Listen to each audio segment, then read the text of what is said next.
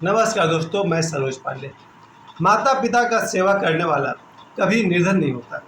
ये मेरे अपने अनुभव हैं और मैं आपको ऐसे बहुत सारे लोगों के बारे में बताऊंगा जिन्होंने अपने माता पिता का सेवा किया है और वो जीवन में कभी निर्धन नहीं रहे, यहाँ तक कि धनी ही बन गए। यानी कि माता पिता की सेवा करने वाला गरीब हो ही नहीं सकता। क्यों नहीं हो सकता है? पहली बात कि जो भी बच्चा, जो भी आदमी अपने माता पिता की सेवा करता है, माता पिता की सेवा कैसे किया जाता है? मुझे याद है, एक तो आपके सामने नमूना मैं ही बैठा हुआ हूँ। मैंने अपने माता की सेवा इस प्रकार की कि उन्होंने जो भी काम करने को कहा, चाहे वो सब्जी ला दो, चाहे गेहूँ पिसा दो या खेत में काम कर दो, घर का कोई भी काम कर दो, मैं अपनी माँ का आज्ञाकारी बेटा रहा। और इसलिए मैं कहता हूँ कि मेरी माँ मुझसे इस बारे में बहुत खुश थी। मैं उनकी बात नहीं करता था। अगर उन्होंने कोई काम मुझसे कह दिया तो मुझे करना ही करना है। बस यही एक तरीका है अपनी माँ का सेवा करने का। और पिता की सेवा मैंने वास्तव में कई साल तक, मुझे याद है बचपन में कई साल तक मैंने अपने पिताजी के पाँव दबाए हैं। तब मेरे पिताजी 30-35 साल के थे, रेलवे में काम करते थे। अब तो उनका सेवा मेरा बेटा करता है, मेरा भाई करता है। अभी मैं नहीं कर पाता हूँ, लेकिन मैंने अपने पिताजी की सेवा की है, मैंने अपने माता की सेवा की है और इसके बल पे मुझे आज मैं कह सकता हूँ कि मैं निर्धन नहीं हूँ। यहाँ तक कि असली धन जो होता है कुछ और होता है। और एक वर्ड मुझे और जोड़ना था कि जिन लोगों ने भी गौ माता की सेवा की है उनको मैंने कभी जीवन में गरीब नहीं देखा। एक समय मुझे याद आता है कि बचपन में मैंने जिसको भी मैंने गाय को या बैल को या भैंस को, बकरी को, कुछ भी, विशेष करके जब मैंने देखा कि जो लोग अपनी गाय की सेवा करते हैं, तो कहा गया वैसे भी कि गाय को लक्ष्मी कहा जाता है। तो जो लोग भी गाय की सेवा करते हैं, गाय को चारा खिलाना या गाय को नहलाना, गाय को साफ सुथरा रखना, उसके मक्खी हटाना, जो कुछ भी हो जाए, तो मैंने देखा है जीवन में कि जिन लोगों ने भी गाय की सेवा की है, सुबह शाम गाय के लाभ भी सहे हैं, उनको मैंने देखा है आगे चल कर के वो लोग कभी निर्धन नहीं हुए। ये बड़ा अजीब सा मेरा ऑब्जर्वेशन था कि मैंने जितने भी लोग देखे, मेरे बहुत सारे पहचान के लोग हैं जिन्होंने गाय की सेवा की, कुछ सालों के बाद उनके पास धन संपत्ति का अंबार लग गया। आप कहेंगे भाई हो सकता है आदमी मेहनत किया हो, भाग्यशाली रहा हो, लकी रहा हो, कुछ भी रहा हो, लेकिन मैं इस बात को जोड़ता हूँ गौ माता की सेवा से। अगर कोई आदमी गाय रखता है घर पर, तो पहली बात, ये गाय की सेवा का सबसे बड़ा सुफल तो ये है कि अगर एक गाय 8-10 किलो दूध दे दे तो आपके परिवार को भी बहुत बढ़िया से दूध मिल जाएगा। और गाय के बछड़े को मिलने के अलावा, गाय के उसके बच्चे खुराक के अलावा आपके अपने बच्चों को अगर दूध मिल जाता है तो समझिए कि उसमें मल्टीविटामिन है। और जिस बच्चे को बचपन में दूध मिल जाए उचित मात्रा में, आधा किलो से 1 किलो प्रतिदिन सुबह और शाम मिला करके, उसका हेल्थ जीवन भर मजबूत रहेगा। और याद रखिए, जो बच्चा बचपन में कमज़ोर है वो 30-40 साल के बाद दोबारा कमज़ोर हो जाने का खतरा है। इसलिए अपने बच्चे को बचपन में ही, चाहे उससे थोड़ी किशमिश खिलानी पड़े, चाहे बादाम खिलाना पड़े, जो कुछ भी आप अच्छे अच्छे नाम जानते हैं, ड्राई फ्रूट्स या फ्रूट्स, अपने बच्चे को अगर आपने बचपन में नहीं दिया तो वो बच्चा आगे जा कर के कमज़ोर हो सकता है। क्योंकि मैंने देखा है, मेरे गांव के जितने भी लोग थे, बहुत बढ़िया एक बात रेलवे के स्टाफ लोग कहते थे 1980 के टाइम में।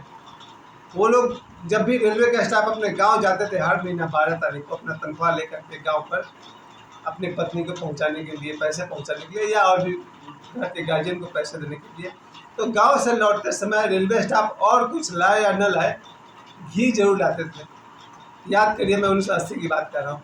1980 के ज़माने में मेरे पिताजी या मेरे आसपास के जितने लोग होते थे, वो जब गांव जाते थे तो गांव से लौटते समय उनके पास और कुछ हो या न हो, घी जरूर आता था।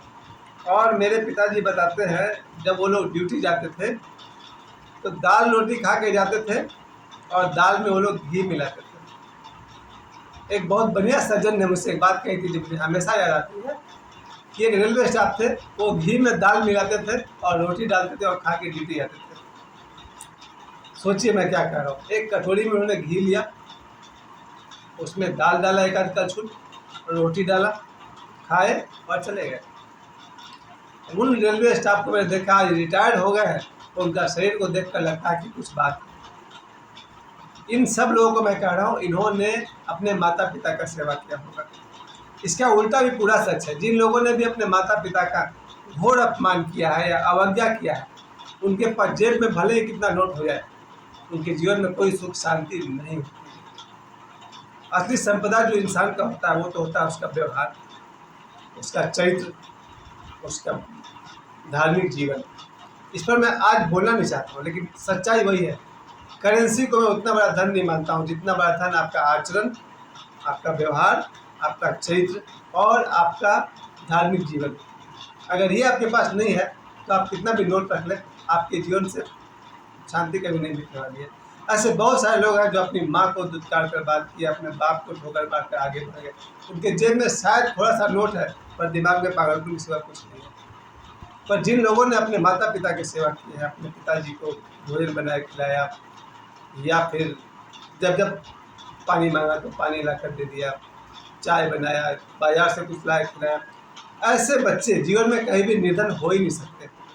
और ये वीडियो मैं इसलिए बना रहा हूँ, खास करके ये कहने के लिए बना रहा हूँ कि ये पितृपक्ष का जो महीना चल रहा है, जिसमें कहा जाता है कि जिनकी माँ दुनिया में नहीं है, या जिनके पिता दुनिया में नहीं है, या जिनके माता पिता दुनिया में नहीं है, वो लोग इस महीना, इस 15 दिनों तक उन पितरों के लिए कुछ करें, है ना, क्या क्या बनाते हैं सब। लेकिन मेरा मकसद ये है कि जिनके माता पिता साथ हैं उनकी सेवा कब करिएगा, अब भी, जी हाँ अभी। इस पितृपक्ष से मेरा सबसे बड़ा संदेश, अपने माता पिता की सेवा आज करें, अभी करें, आज से करें, अभी से करें। जो बच्चा अपने माता पिता की सेवा नहीं कर रहा वो जीवन में सुखी हो ही नहीं सकता। अगर किसी के माता पिता नहीं है वो मैं बात नहीं कर रहा हूँ, लेकिन अधिकांश लोगों के माता पिता हैं। अगर कोई सुबह से लेकर शाम तक जब जब उसको मौका मिले, अगर कोई अपने माता पिता की सेवा कर सके, यहाँ तक कि अपने पिताजी के कमीज धो दिए, पिताजी के पैंट धो दिए, अपने माताजी के भी कपड़े धो सकते हैं, क्या शर्म की बात है, माँ है हमारी। अगर कोई अपने माता पिता के कपड़े धोता हो, माता पिता के लिए भोजन बनाता हो, माता पिता को भोजन कराता हो, उनके पैर दबाता हो, उनके लिए अच्छे कपड़े खरीद के लाते हो, उनके लिए मिठाई खरीद के लाता हो, ऐसा बच्चा जीवन में कभी निर्धन हो ही नहीं सकता है, कभी गरीब हो ही नहीं सकता है। माता पिता और गौ गाय, इन तीनों की सेवा करने वाला कभी गरीब नहीं हो सकता है। और अगर किसी को लगता है कि हम माता पिता का अपमान भी कर देंगे और जीवन में अमीर हो जाएंगे, वो अमीर है ही नहीं। हो सकता है उसके पास 2-4 पैसे हो, करेंसी हो, नोट हो। असली धन आपकी शांति है, आपका संतोष है, आपका सुख है, और सुखी वही है जिसके पास माता पिता का आशीर्वाद है। इस पितृपक्ष में मेरा विशेष संदेश, जिनके माता पिता उनके साथ हों, जरा गौर से देखिए कहीं उनकी कमीज गंदी तो नहीं, कमीज चेंज कीजिए, उसको धोकर सुखा कर पहनाइए। अपने माता पिता के कपड़े साफ सुथरे हों, आपके माता पिता का भोजन। बड़ा अच्छा एक घटना आपको बताता हूँ। श्रवण कुमार के कथा में बात आती है कि श्रवण कुमार की पत्नी अपने सास ससुर से भेदभाव करती थी भोजन के मामले में। तो श्रवण कुमार के लिए बढ़िया भोजन बनाती थी, अपने सास ससुर के लिए थोड़ा कम ग्रेड का भोजन बनाती थी। तो श्रवण कुमार का हेल्थ दिन ब दिन अच्छा होता चला गया, श्रवण कुमार हेल्दी होते चले गए, और उनके माता पिता दुबले पतले कमजोर होते चले गए। एक दिन श्रवण कुमार ने कहा कि आपके भोजन, जो खाना मैं खाता हूँ वही खाना आप भी खाते हैं, तो मेरा शरीर खिला खिला सा रहता है और आपका शरीर क्यों मुरझाया हुआ है। श्रवण कुमार ने अपने माता पिता से पूछा कि वही खाना मैं खाता हूँ, वही खाना आप भी खाते हैं, फिर मेरा शरीर इतना खिला हुआ है और आप दोनों का शरीर इतना मुरझाया हुआ क्यों है। एक दिन श्रवण कुमार ने अपने माता पिता के भोजन को चेक किया और उसने पाया कि जो दही है वो एकदम खट्टा है, शायद 2 दिन पुराना, 4 दिन पुराना। श्रवण कुमार ने देखा न तो रोटी में कोई टेस्ट है, न सब्जी में कोई टेस्ट है, न दही में कोई टेस्ट है। उसने समझ गया कि उसकी पत्नी भेदभाव कर रही है। श्रवण कुमार ने अपनी पत्नी को बुलाया और पूछा कि ये क्या है। तो ये बात सामने आ गई कि श्रवण कुमार की पत्नी श्रवण कुमार को तो बहुत मानती थी और अपने सास ससुर की सेवा नहीं करती थी। इसके कारण श्रवण कुमार ने अपनी पत्नी को त्याग दिया और उसने कहा तो मायके चली जाओ। मायके में कुछ साल रहने के बाद श्रवण कुमार की पत्नी को बड़ा अफसोस हुआ कि मैंने जो किया गलत है। मैंने पति की सेवा तो की लेकिन सास ससुर की सेवा नहीं की। और श्रवण कुमार ऐसे युवक, ऐसा मातृ पितृभक्त, जिसकी पहली शर्त ही वही थी कि मेरे माता पिता की सेवा करना।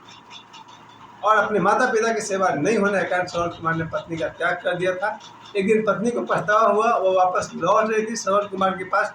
रास्ते में बर्फ को, हिमालय को पार करते करते आ रही थी, बर्फ में दब गई और उसकी मृत्यु हो गई। वापस लौटते हैं श्रवण कुमार की कहानी से। सिर्फ श्रवण कुमार ही अपने माता पिता के भक्त नहीं हो सकते हैं। आज इस वीडियो को देखने वाला हर आदमी, हर बच्चा, हर घर में श्रवण कुमार है। बस एक बार अपने माता पिता की तरफ देखिए और माता पिता की जम के सेवा कीजिए। मेरा अपना अनुभव है, माता पिता की सेवा करने वाला कभी निर्धन नहीं हो सकता है, यहाँ तक कि धनी हो सकता है। समय देने के लिए आप सभी को बहुत बहुत धन्यवाद। प्रणाम।